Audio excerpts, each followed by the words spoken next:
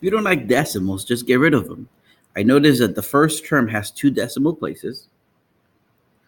The second term has two decimal places. I'm calling all this one term. And I notice that the third term also has two decimal places. Move the decimal twice because I see that the maximum is 2. So move the decimal twice on each of the terms. So I'm going to have 6x plus 9 times the quantity 15 minus x is equal to 7 times 15. I move the decimal twice on each just to get rid of the decimal place. All right, so now I see parentheses. Let me get rid of parentheses. The 6x has nothing to do with my parentheses. Multiply the 9 to the inside. 9 times 15 is 135 minus 9x. Once again, I distribute the positive 9 to the inside. Is equal to 7 times 15 is 105. Separate my sides through the equal sign.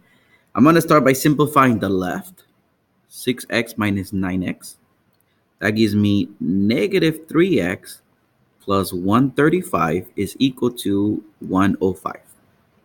I see x is only on the left, so I'm going to move this over to the right as a minus 135. So I have negative 3x equals 105 minus 135 gives me negative 30. Divide both sides by a negative 3 because the number in front of the x. So x is equal to 10.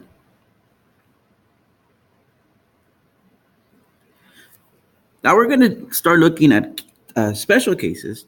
To begin with, on example A, let me start by getting rid of parentheses. Right? We're going to see a normal case. We're going to see that 10x, once again, I'm just going to get rid of parentheses. So I have 10x plus 30 minus 2 is equal to 7x plus 28. I'm going to separate them. The right side the left side I can simplify. So I have 10x plus 28 is equal to 7x plus 28. I want x's on one side, so I'm going to move the 7x to the left, a minus 7. The plus 28, I'm going to move it to the right as a minus 28. So on the left side, 10x minus 7x, that gives me 3x. On the right side, 28 minus 28, don't think it just cancels out. It's actually 0, right? 28 minus 28 is 0. 0 is a number, so we're going to write it there. I'm going to divide both sides by 3. 0 divided by 3 gives me 0. So x equals 0. We do have a solution.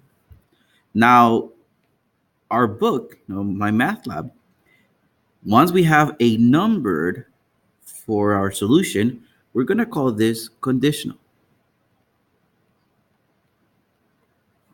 Conditional sounds like they give you a condition, and the condition is if x equals 0, so that's the condition. If x equals 0, that statement is true.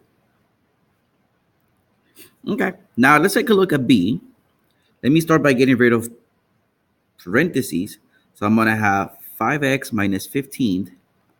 Now let me distribute the 5 to the inside. So I have 5x minus 15.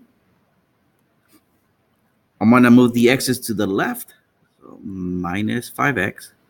My minus 15, I'm going to move it to the right as a plus 15. So on the left side, 5x minus 5x, that gives me 0x or 0. On the right side, negative 15 plus 15 is 0. Special case is when we get rid of the letters. We have no letters.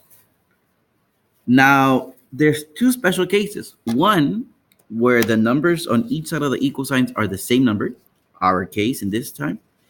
If that happens, we're going to call this identity.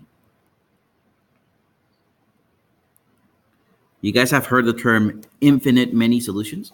Now, what identity means is whatever value of x you can think of, that statement is true. It doesn't matter what value of x you think of. Now, let's take a look at example C. I'm going to have, get rid of parentheses, I'm going to have 5x minus 15 is equal to 5x minus 20. I'm going to subtract 5x. I'm going to add 15. So I'm going to have 0. I'm going to get rid of variables again. 0 is equal to negative 5. So I got rid of letters. So that's a special case. Now, I notice that on each side of the equal sign, the numbers are different, right? 0 is not equal to negative 5.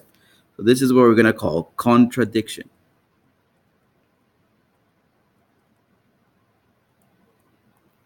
You guys have heard it as no solution. What that means is think of whatever value of x you can think of, that statement will never be true. So if we do have one solution, we call it conditional. If we get rid of variables, but we get the same number on each side of the equal sign, we're going to call that identity. If we get rid of variables, but we get different numbers on each side of the equal sign, we're going to call that contradiction. Now, let's start graphing inequalities. The inequality side, I'm going to treat it as an equal sign when I'm solving. So I'm going to separate it through the equal sign or the inequality sign. The only difference is when I multiply it or divide by a negative. So adding and subtracting is not going to do anything, but multiplying or dividing by a negative, my arrow is going to flip.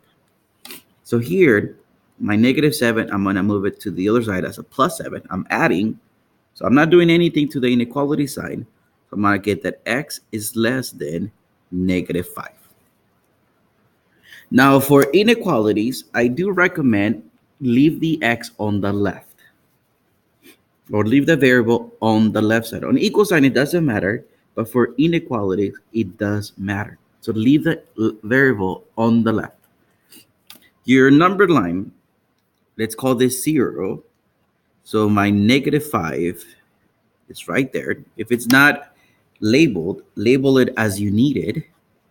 I didn't know how far left we needed to go, so that's why I didn't label it. Now, you guys have known this as open and closed circles. Before, this sign was an open circle. It was an open circle. Whenever you had the or equal to part at the bottom, you guys knew that as a closed circle. Now here we're going to call, instead of open circle, we're going to call it parentheses. Instead of a closed circle, we're going to call that bracket. So that's how we're going to use this, because we're going to look into what we called interval notation.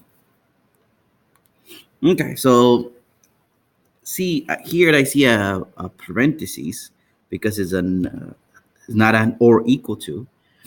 And I'm saying everything towards the left. Look at the arrow. It looks like it's pointing to the left. So I'm going to go from negative 5 to the left. So I'm going to do parentheses and negative 5, and I go to the left. Now, inequalities have more than one solution, because I'm asking basically, give me a number that is less than negative 5. You could think of many, many numbers, like negative 6, negative 7, negative 8, negative 9. There's many, many numbers. There's infinite many numbers. So from the negative 5 to the left. That's the graph.